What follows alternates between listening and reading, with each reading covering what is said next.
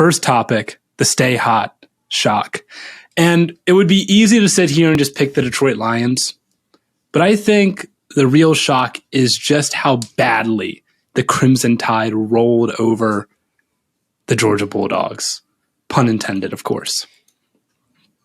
Yeah, that one I didn't quite see coming, with Alabama struggling to score versus Auburn.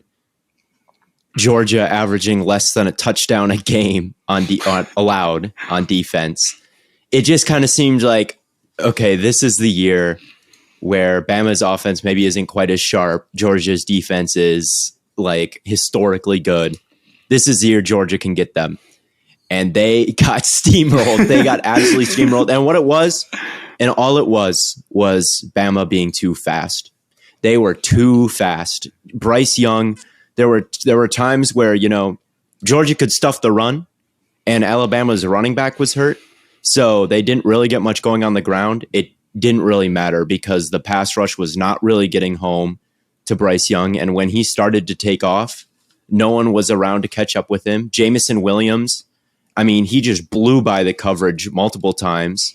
They were just too fast. And Georgia's a really big school. They're a really big defense. They've got the size, especially on the interior defensive line. Didn't matter because they were just speed beat size on this day. And a little bit more modern Alabama is, a little bit more with the times. I saw one tweet that said this kind of felt like new Bama beating old Bama. And I thought that was a really good way to put it. I thought the same thing. I didn't get a chance to watch the game because I was at the Cincinnati game and it happened at the same time. But I do think that Bama's strength is that they can beat you both ways. A lot of you look at like Michigan and Georgia, they're trying to beat you one way. They're, kind of a pre-built team. Like Georgia, you don't trust them to beat you through the air. Michigan, you don't really trust them to beat you through the air. Bama can do both very well at the highest level.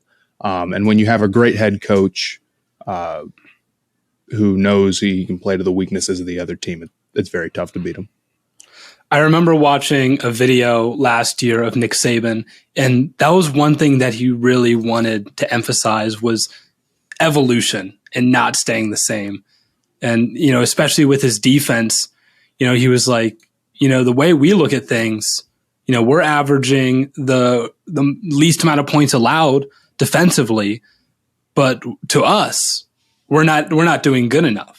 So it's like it's not good enough to just like be good in the eyes of like, oh, the stat sheet, or in the eyes of like, this is what's good right now. He's always trying to improve and find ways to be better. So I've always said Nick Saban's the greatest college coach to ever live.